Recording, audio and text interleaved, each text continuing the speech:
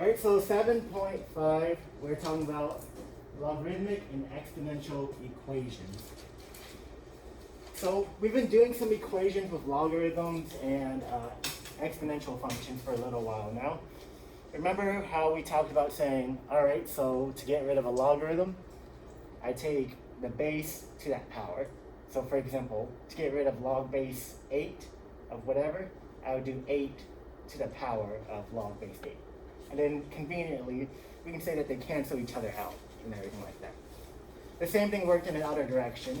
If I had 8 to the x power, if I wanted to get rid of the 8 and isolate my x, I would do log base 8 of that expression. In other words, I would match the bases depending on whatever I'm looking at. And if I do it to one side, I've got to do it to the other.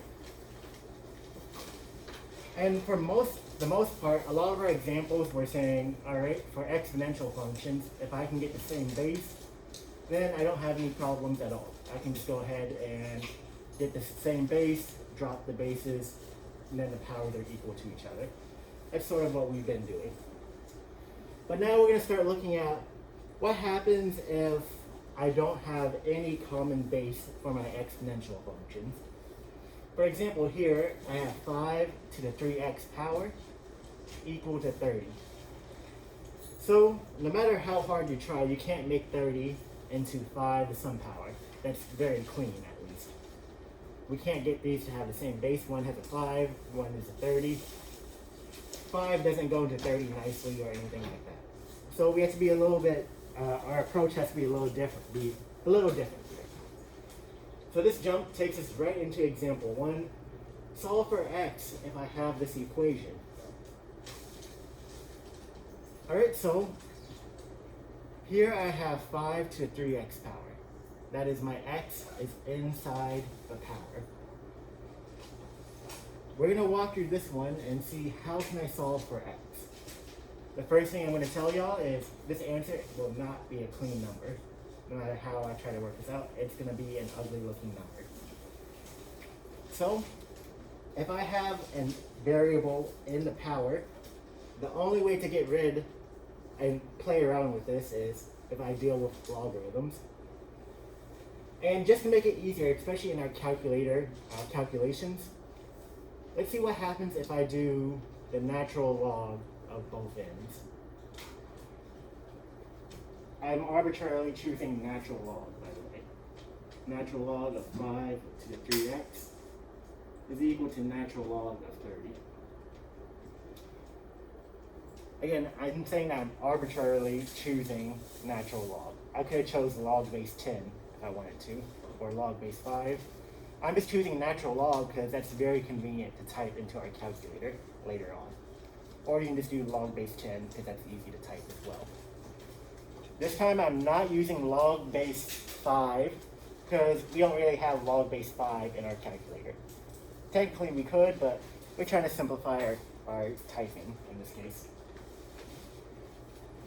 So I introduced natural log to both ends. And now I'm going to apply a property of logarithms. Remember last time I introduced a property of the logarithm. If I have a log of some expression with a power, I can move the power and take it out to the front of the natural log. In other words, I can write this as 3x times the natural log of 5. And on the right, I'm not going to do anything with it at all. Natural log of 30, that's relatively nice whenever I look at it. So again, I'm using the property that exponents inside my natural log can be taken out. And that is only if the exponent is for the entire expression inside the natural log. So I'm taking the 3x and moving it out. Alright, so now I need to solve for x. Well, if I want to solve for x, I have 3 times x times natural log of 5. Remember, natural log of 5, even though it's an ugly number, it's still some random number out there. So if I want to solve for x, let's divide by 3 natural log of 5. That is, I'm going to write this. 3 natural log of 5. 3 natural log of 5. That would give me x is equal to natural log 30 over 3 natural log of 5. I've solved for x here. Again, this is definitely not a nice number. It's not like a solid constant or anything like that. And technically I could simplify this a little bit more, but it's not going to be necessary for us. Because I know I just want some calculated exact answer. It's only want to give me what's the natural log of 30, close parentheses, over 3 natural log of 5. Make sure you're careful whenever you type this, by the way. 0.70. 4, are you looking to everything? Give me, let's make it simple, 2 decimals.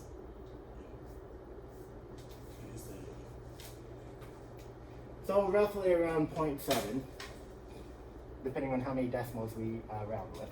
In this case, if we rounded 2, I get roughly this amount. How exactly do you input this in the calculator? Because I got something completely different. Doing what I think it should be. Yeah, so if you want to be careful with this, 2 ways that you can type this in. You can type in natural log of 30 divided by, and then I would put parentheses and say 3 natural log of 5, 2 close parentheses. This is one way that you can type it. Or if you want to be extra safe about it, you can say, what's 3 natural log of 5? Figure out whatever that is. You get some answer. And then you do natural log of 30 divided by your answer.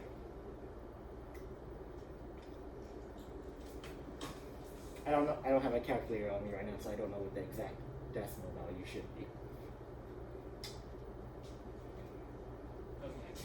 So yeah, make sure y'all are very careful with how y'all type this. It is very easy to type this incorrectly if you're not careful. Alright, so I solved for x. So I'll erase this part. So this is how we actually deal with exponential functions where I can't match the bases anymore. I have to use logarithms. Alright, so that is example 1.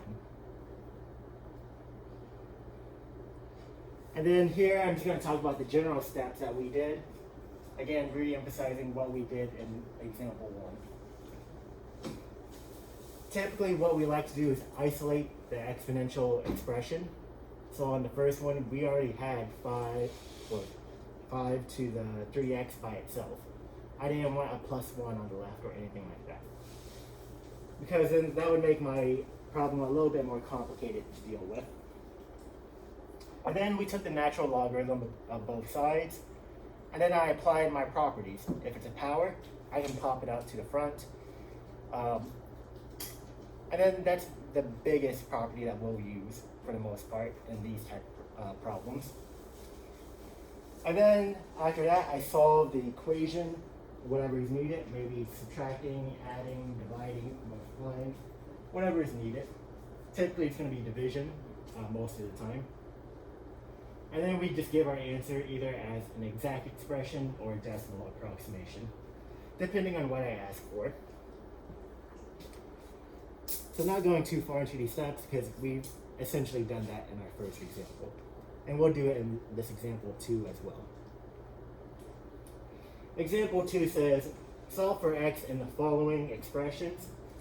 Here I get 4 times 7 to the x minus 1, and that is equal to 36.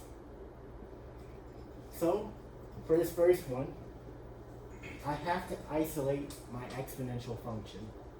This is not isolated just yet, because I have 4 times my exponential function equal to 36.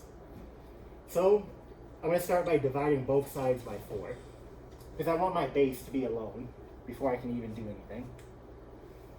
So if I divide both sides by 4, I'm getting 7 to x minus 1 is equal to, what's 36 divided by 4? 9. Now, my exponential function is alone. That is a base to a variable power.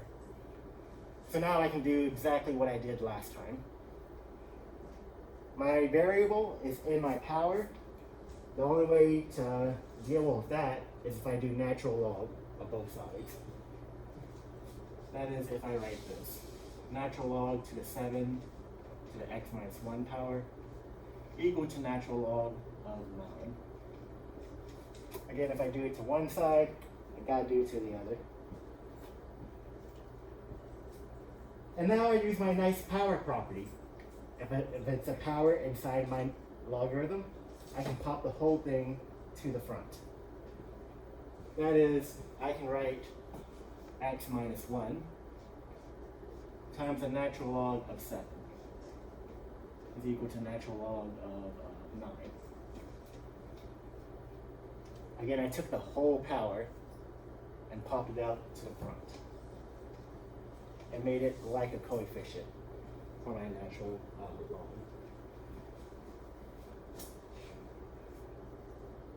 Now I'm trying to solve for x. I have x minus 1 in parentheses times the natural log of 7 equal to the natural log of 9. If I want to get x by itself, one way I can proceed is, let's divide by natural log of 7. That is, let me go ahead and write this as x minus 1 is equal to natural log of 9 over natural log of 7. This is one way that we can proceed. And then I want to solve for x. All I have to do is add 1 to the right, giving me x is equal to natural log of 9 over natural log of 7 plus 1.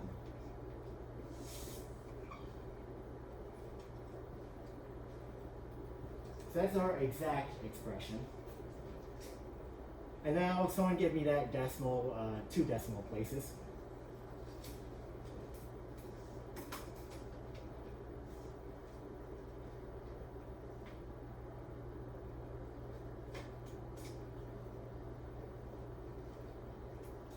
With the plus 1 or just the...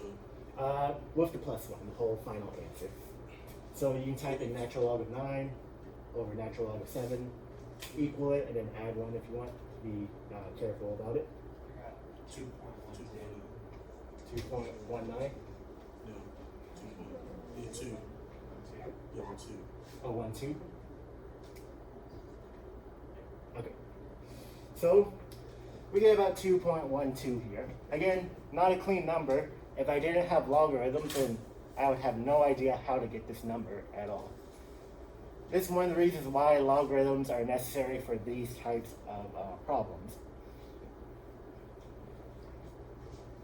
One of the good news about these is that typically these problems will more or less go in the same way, isolating my exponential function, then introducing the natural log, using that property where a power becomes the coefficient in front, and then just cleaning up all of the work here. Alright, so just for more practice, let's look at part B. I've got 5 to 3x minus 1 is equal to 3 to the x minus 2. This one's a little different because we have 2 exponential functions. I have x on both sides of my equation, making it a little bit more work for us. So the first thing is my exponential functions are already isolated. I have a base to an x power on one side. The other side I also have a base to some power. So very convenient for us to deal with for right now. So I can go ahead and do natural log of both ends of my equation. Natural log of 5 to 3x minus 1 is equal to the natural log of 3 to the x minus 2 power. Again, I just drew on this natural log to both ends. Now, using the properties of logarithms, the powers, I can pop them to the front of each natural log. In other words, on the left, I can write 3x minus 1 times the natural log of 5. Again, because powers can be popped out to the front. And I can do the same thing here. I can bring x minus 2 to the front of this natural logarithm.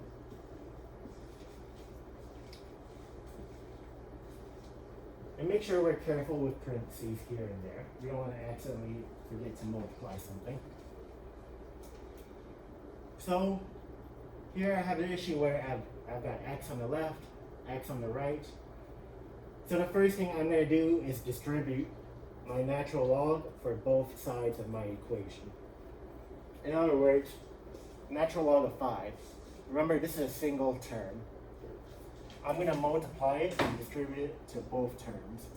That is 3x times natural log of 5. I can write this as 3, just to make it consistent, 3 natural log of 5 times x. Or I could have wrote 3x natural log of 5, it's the same thing. I just wanted to pair my numbers together. Minus natural log of 5. Again, natural log of 5 times 3x. I get this. Natural log of 5 times negative 1. Negative natural log of 5.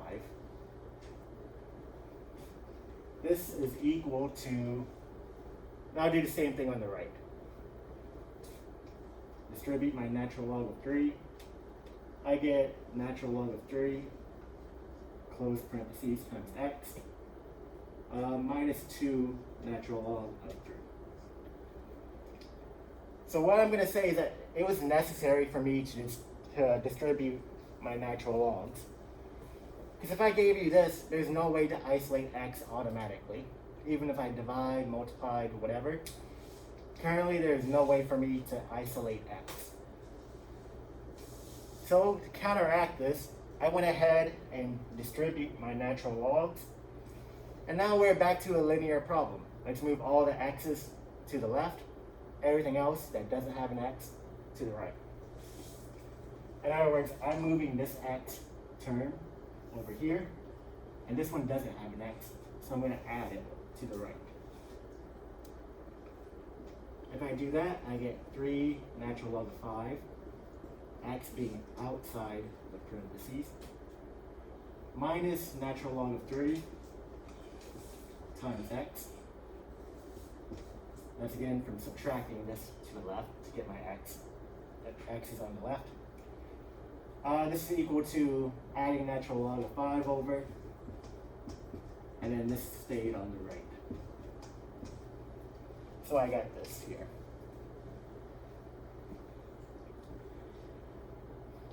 So it still looks a little bit weird. I got a lot of natural logs going around.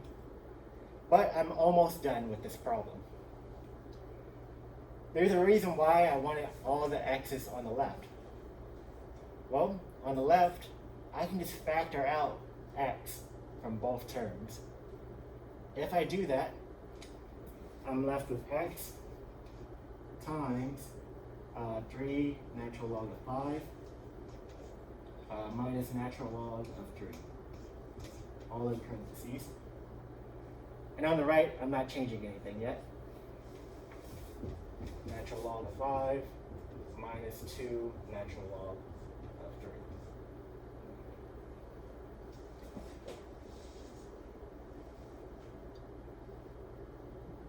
Alright, so I have this so far.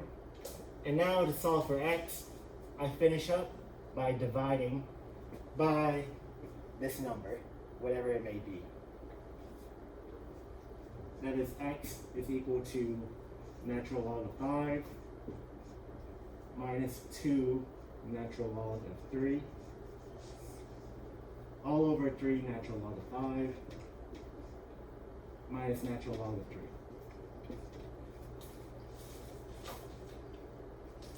I will take this answer. Technically, we could simplify this even further if we wanted to. But I'm going to say that this is sufficient enough for what I want. Again, these answers will not be clean answers.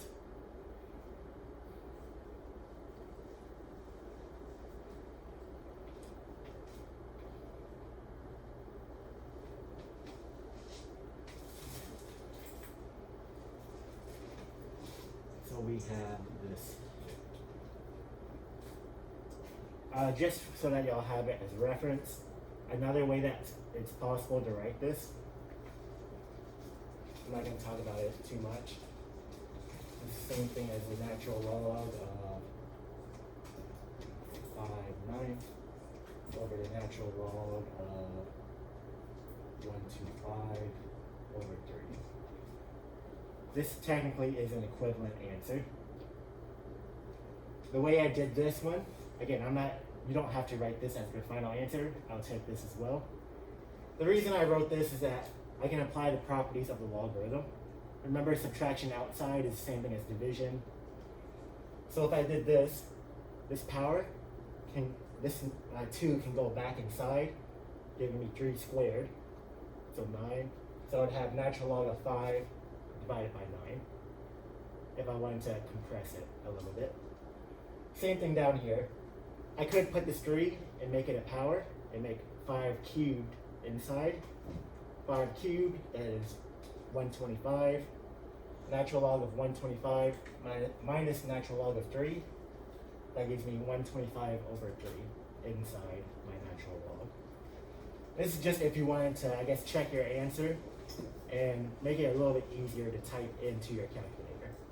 But I'll take either of these as a solution or the decimal version.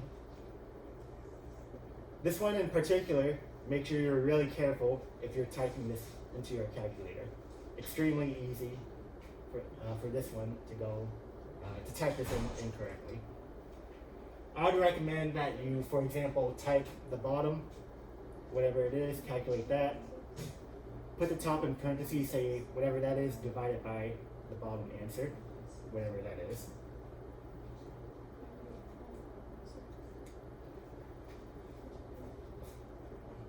So can anyone give me the approximation for 2 decimals? Roughly what this may be. You can use either of these. This one might be easier to type in compared to the top.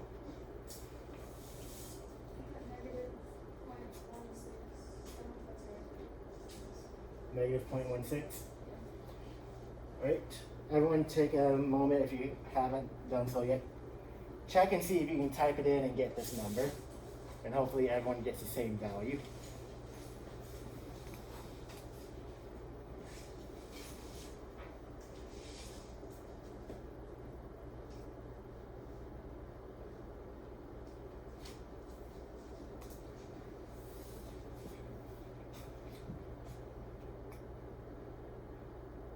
So again, a lot of natural logs going around, things to be careful about.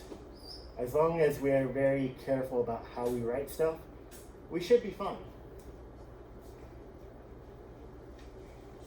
Right, so we should be getting -0.16 if everyone's getting this answer.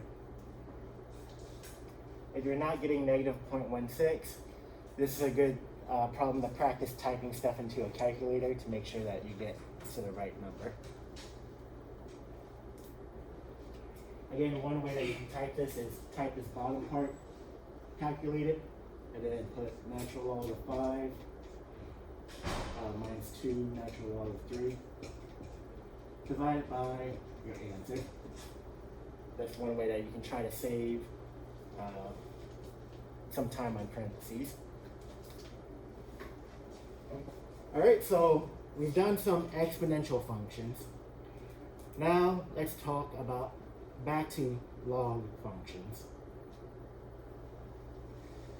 So, logarithmic functions, equations, sorry. So, again, the ones that we did earlier were examples where I had different bases for my problem. So I had to use a natural log deal. I couldn't do the same base property anymore because it was impossible. But what about if I start off with a log equation, and how do I solve that? So just a very quick overview of the process for log equations. Typically what we do is we try to combine our logarithms into a single log if we can. Remember, we know how to combine and separate log expressions. Remember, it was like division inside a log is subtraction outside. Multiplication inside is same thing as addition on the outside. And then that power rule, where the power became the coefficient. We're going to rely on those to make a single logarithm. And then if I have a single logarithm, I know how to get rid of a log. I take that base to that log power. And one thing about these logarithms is that we need to check our answer a little bit. Because logarithms tend to bring out solutions that we did everything correct, but it gave us a fake answer. And we saw examples of those a while back. So we need to make sure that we actually check our answers whenever we're dealing with starting off with a logarithm. Mainly because, remember, we can't do log of a negative number. That'll give you an error in your calculator if you try to type that in. So let's start with the first example. Example 3. Log base 2 of x minus 5 is equal to 3. First off, I notice I have a single logarithm already, which means I don't have to expand or compress anything. So all I have to do now is, if I want that x on the inside of the logarithm, I gotta get rid of the logarithm. There's one way to get rid of a logarithm, in this case, get rid of a log base 2. To get rid of log base 2, I take 2 to that power on both ends. That is, let's write 2 to the log base 2 of x minus 5 is equal to 2 cubed. This is my only way of getting rid of that log base 2. Do you mind if I move up a little bit? Yes. Not a problem. Again, the only way to get rid of a log base 2 is to take 2 to that power. And I need to do this because that logarithm, my x is inside my logarithm. That's the only way to get to that x. Well, conveniently, if I do 2 to log base 2, we know that it cancels out, and that leaves me with the power. X minus 5 is equal to 2 cubed. And now I have a problem that looks a lot easier to solve than what I started off with. So I have x minus 5 is equal to 2 cubed. 2 times 2, 4. 4 times 2, I get 8. And now we solve this equation here. If I want to solve for x, I add 5. So 8 plus 5, I get 13.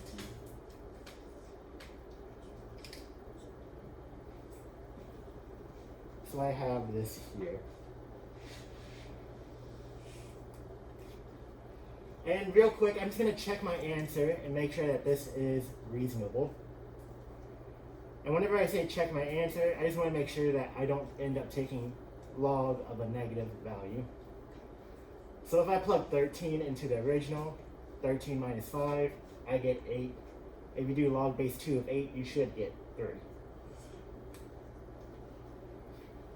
Alright, so we're done with this problem. Again, I already had a single logarithm, so I can just jump straight into getting rid of the log.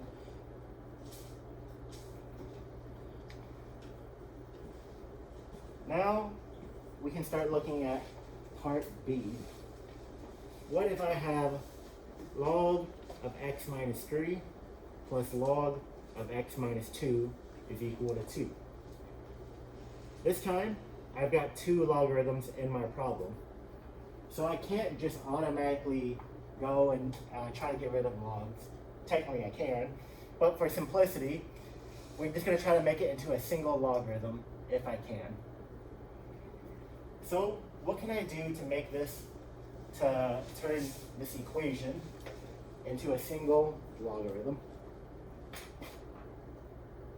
How do I deal with that? Let's see, I'm taking log of whatever plus log of some other term. Is there a way to put them together and make a single logarithm?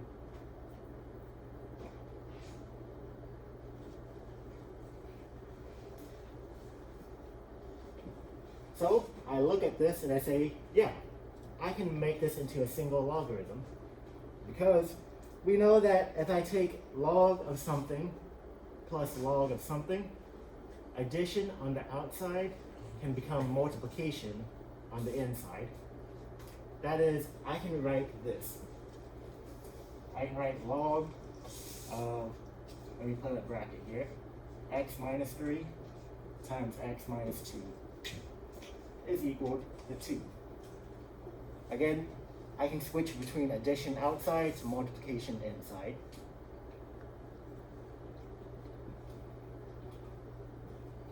Make sure you're careful whenever you're using this rule. Don't get it mixed up in the other way. Is addition outside becomes multiplication inside, not the other way around. Or that is, multiplication outside does not become addition inside. Alright, so I have a single logarithm. And here, notice that there is no base that I specified or wrote. Remember, if I don't write a base, that means it's an understood base of 10.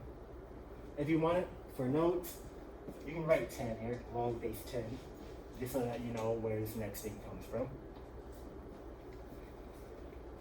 If I do this, I know to get rid of a log base whatever, I take that number to the log power. In this case, if I want to get rid of log base 10, I take 10 to both powers. That is 10 to the log base 10 of this expression is equal to 10 squared. By doing that, then my logarithm will cancel out in a sense. That is, I can write this, giving me x minus 3 times x minus 2 is equal to 10 squared, that is 100.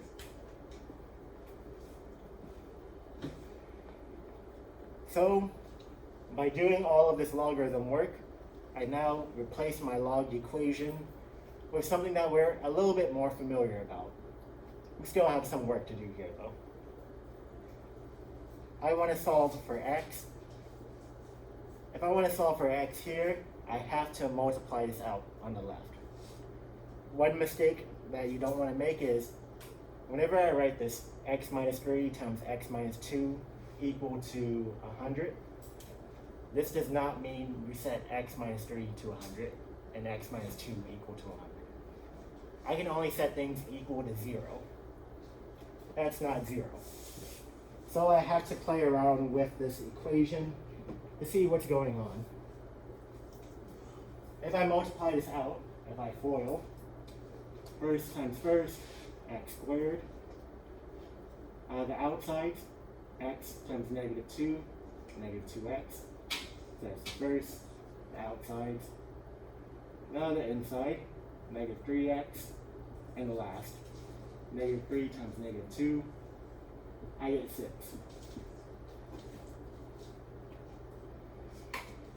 And then I clean up a little bit further. X squared, not much going on there.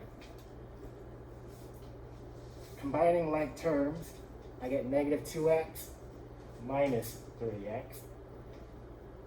giving me minus 5x. And then I have plus 6. But let's go ahead and subtract 100 while we're at it, so that I have everything on the left.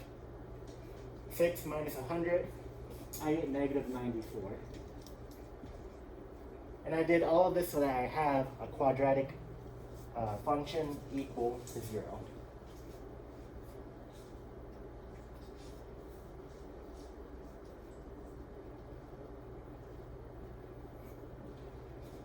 Alright, so I have this going on here. X squared minus 5x minus 94 is equal to 0. So now the question is, oh, can we factor this, or if it's not even factorable, do I have to use my quadratic formula? So this is a recall all the way back to our quadratic equations. Hopefully it's either factorable, or if not factorable, can I use a quadratic formula? Let's see, what is 94 split up into? I think this maybe might turn out nice. Let's see. Actually, no.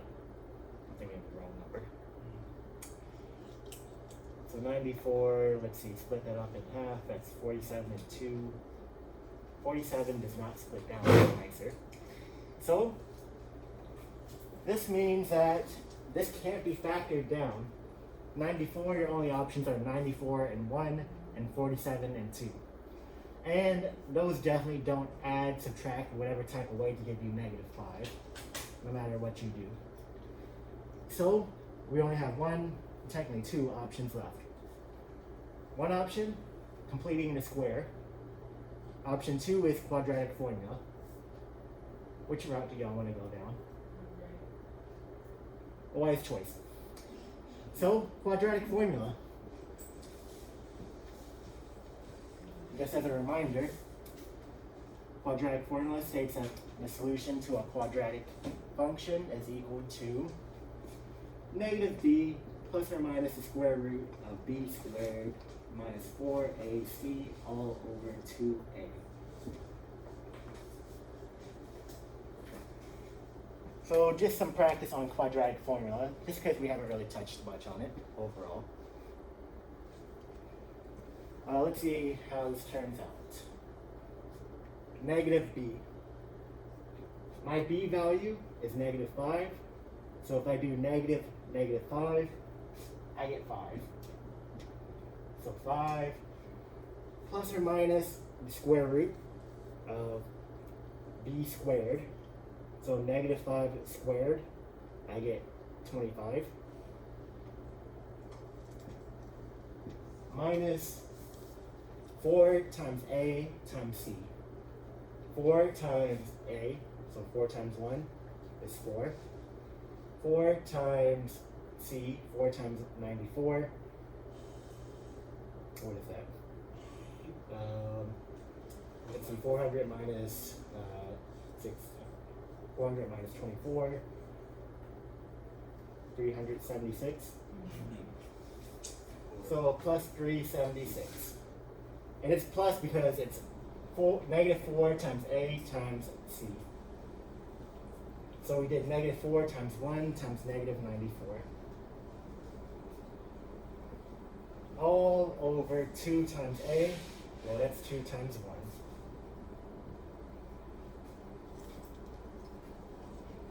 And so we get 5 plus or minus the square root of 25 plus 376. We get 401. All over 2. And to my knowledge, 401 does not clean up nicely. Even if it does, I don't want to clean up 401. So we have 5 plus the square root of 401 over 2, and 5 minus the square root of 401 minus 2. I have these two answers, one whenever it's plus, one whenever it's minus. I should check these answers and see if they work in here. So, the one that I'm worried about is whenever I do 5 minus 401, square root of 401 over 2. Can someone go ahead and type in 5 minus the square root of 401 and then divide it by 2?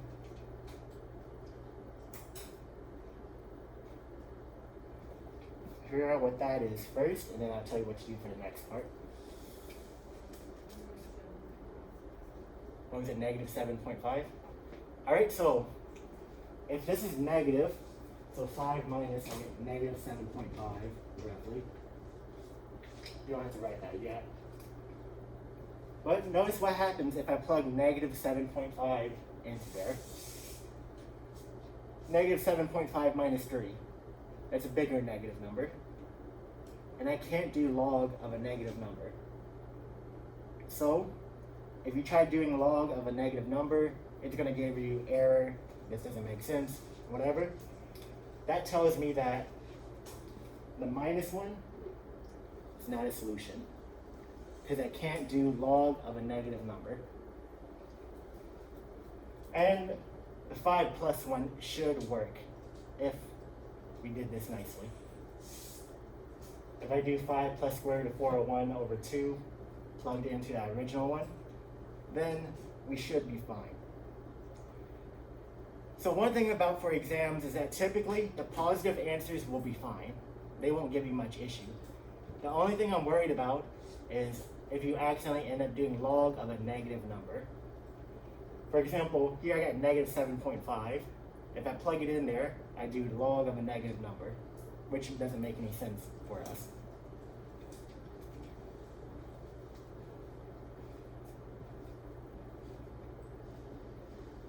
So I wanted to include this example because every now and then on the homework, there's a problem that manages to squeeze through our system and makes you do quadratic formula. I would not expect a quadratic formula one on the exam, for example, just because this one's a little bit very involved. But I just wanted to show this in case something like this does show up on a homework problem. Again, we try to make it so it doesn't show up, but Hawks is a little bit weird about how they randomize numbers.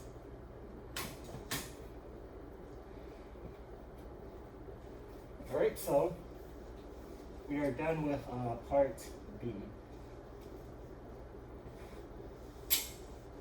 We get this very weird looking quadratic value.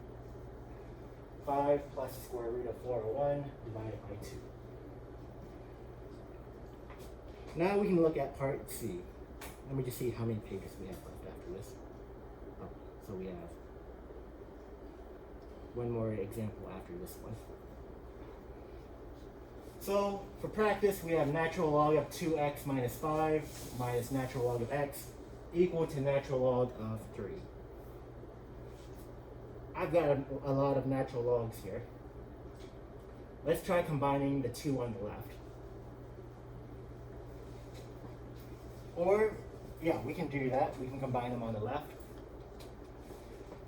If I do that, what can I write on the left side if I combine the two? How do I make this into a single natural log? What's in here? Yeah, subtraction on the outside becomes division on the inside. Thus, on the left, I can write 2x minus 5 divided by x. And this is equal to natural log of 3. Alright, so a couple ways I can view this now. I've got natural log of the left equal to natural log of the right. One way I can think of this is, for this equation to be true, then the end sides have to be equal to each other. In other words, I can drop the natural log on both ends. This is very similar to before whenever I said, alright, we have the same base, so the powers must be equal. Here, I have natural log of both ends, so they must be equal to each other. That's one way you can think about it. If you want to be a little bit more formal with the math work, to get rid of a natural log, remember, natural log is log base e. So to get rid of log base e, you would do e to both sides. But e to the natural log power cancels out. So that's the other way you can think about this. Regardless, I end up with 2x minus 5 over x is equal to 3.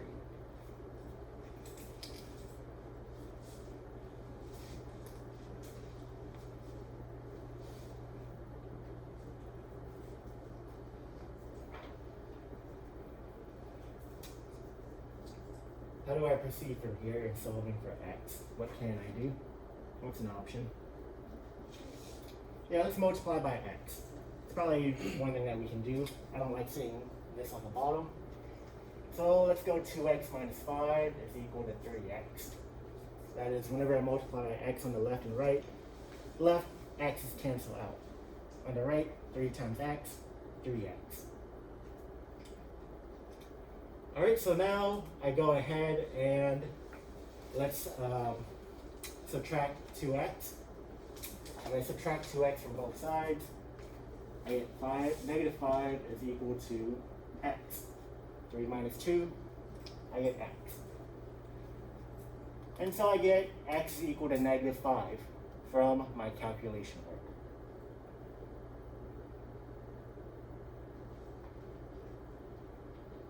Let me just make sure that's everything I want so far. So I have this. What's the problem? It's negative. Yes. In particular, not necessarily because we have negative 5, but whenever I plug it in, I get a natural log of a negative number. Sometimes it's okay to get a negative answer, as long as I don't do natural log of a negative number. If I plug negative 5 into here, okay, negative 5 times 2, I get negative 10 minus 5, I get natural log of negative 15. That's a problem. That's not going to work out for what I want. So my only solution that I thought was an answer turned out to be wrong. Well, that just means now I have no solution. There's no way for me to solve this problem.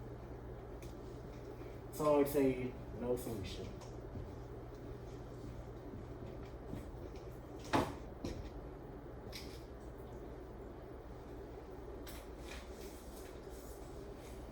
Alright, so we're done with part C. Just an example to show that we don't always have to have an answer. It's very possible to have no solution. And we saw that before where we had no solution. For example, whenever I did all this work, and then I end up getting square root of a negative number, and then we said, okay, that's no solution. That's an example of something that we would say no solution. Alright, so that was example 3. And the last thing I wanted to cover was a little bit of a throwback to our growth and decay problem. Carbon 14 is an isotope that decays according to this function. A of t is equal to A naught times e to the negative 0.000121.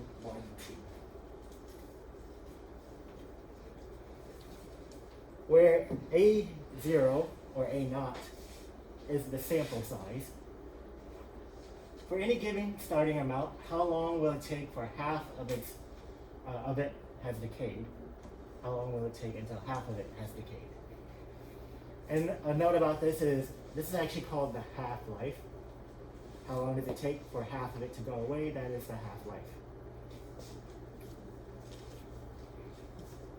So this is a little bit of a science question. I know that I have my radioactive isotope decaying according to this function.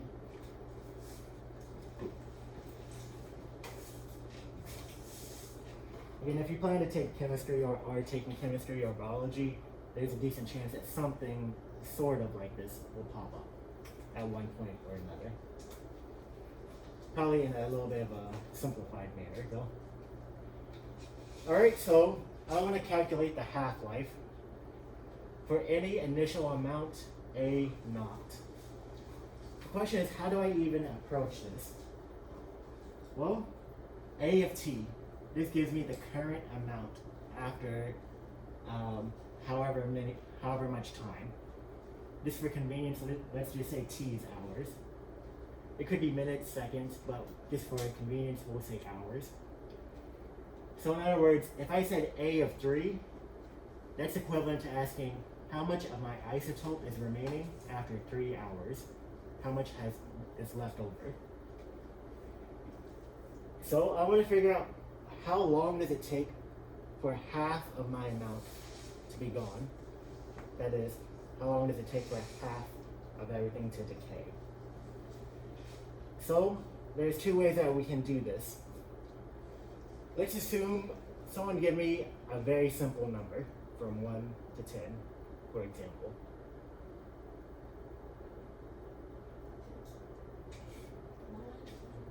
Okay, we can say 1. Let's say that that's our initial amount. We have an initial amount of 1.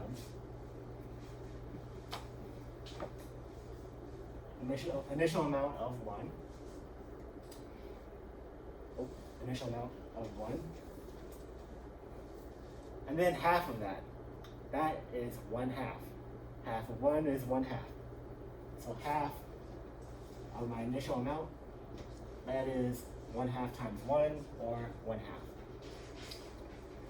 So, in other words, I can rephrase this to say, if I start off with 1 gram, how long does it take to reach half a gram? This is what my question might ask for. If I do that, that's like saying, first off, let me write my general function. If A naught is 1 gram, I start off with a gram, then my decay function is given by this. 0.000121 t. Again, this just means if I start off with 1 gram, A naught is equal to 1, then this will give me the time after however many hours is remaining. I want to figure out what happens whenever I'm left with half a gram. In other words, I want to figure out what happens whenever this is 1/2. Again, this function tells me how much is remaining, and I said, okay, what if we make 1/2 our remainder? So now I have this equation. 1/2 is equal to e to the negative 0.000121 t. I just have to solve for t now.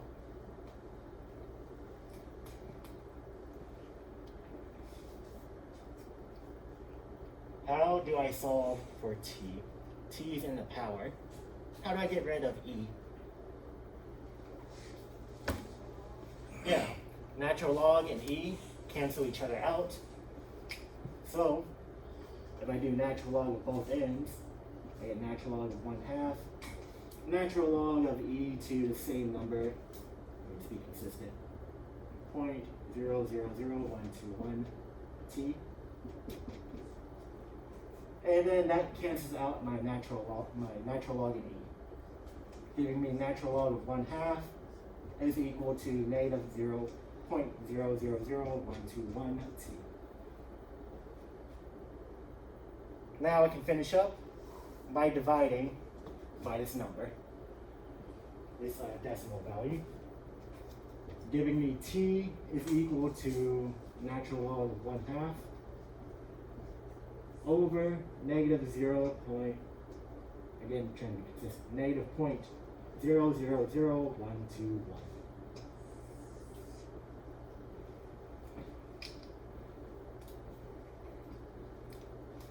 Someone give me the exact answer for this one in decimal form. This will be positive in the long run.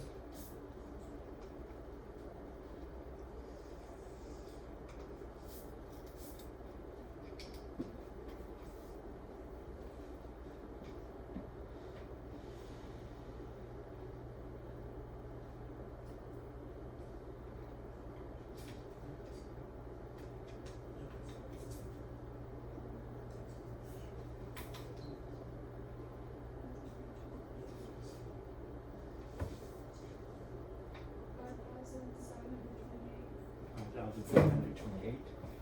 5,728.49.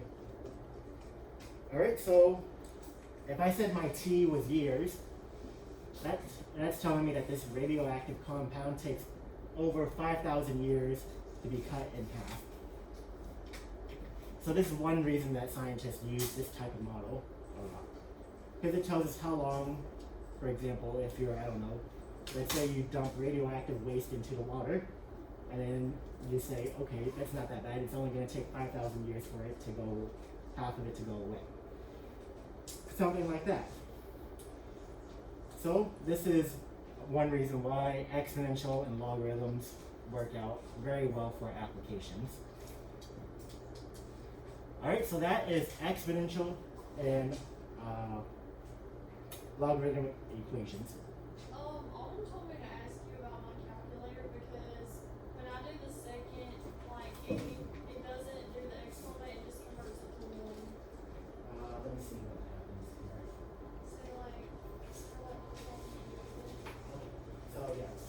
your calculator is a little bit weird, and what it's doing is whatever number you type in, let's say 2, and you do second e, it's going to do e to that power.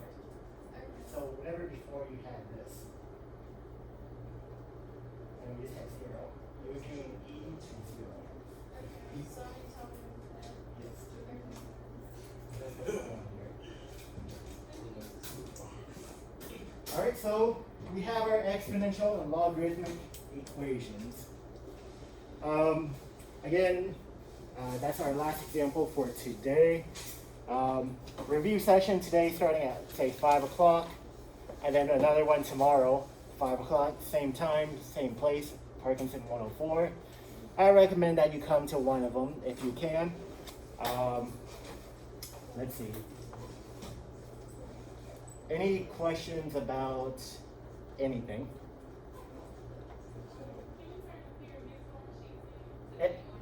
If you want, you can turn in your peer mentor sheet today. If you have it ready, it's not a problem.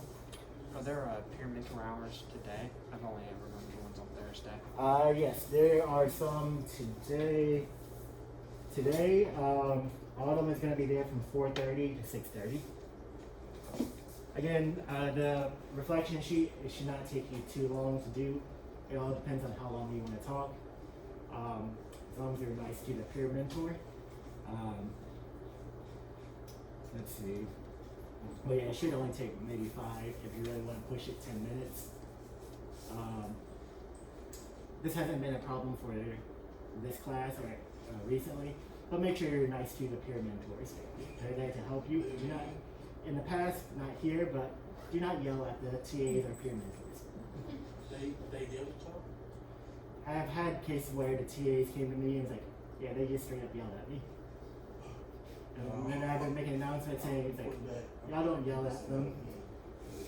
I'm not responsible if they try to say something back. All right, that's all for today.